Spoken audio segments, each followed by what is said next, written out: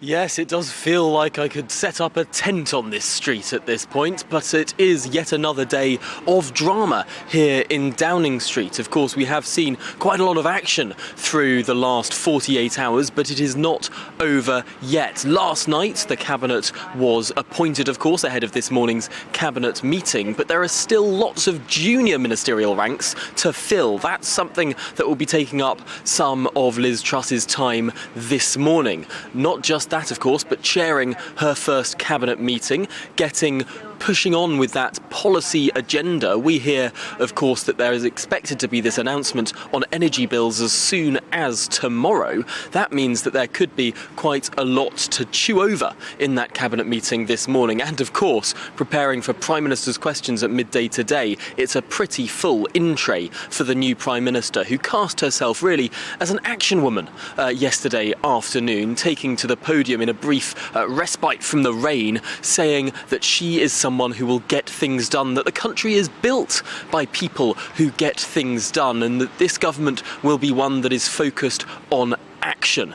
It will be a tough challenge to push through all of the action that she desires, given the myriad crises that the country faces right now. But it's interesting to see the makeup of her cabinet, a cabinet of loyalists, a cabinet of individuals who have been strongly by her side really since she entered Parliament over a decade ago. A new Deputy Prime Minister who has been one of her closest allies, a new Chancellor who has been one of her closest allies, and some new faces too entering Cabinet for the first time.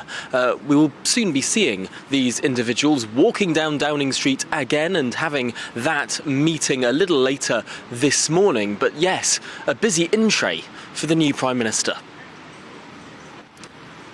And a reshuffled cabinet, Tom. Just talk us through any of the surprise announcements, because quite a lot of the posts before, we knew, didn't we, she's going to put some of her favourites in those positions.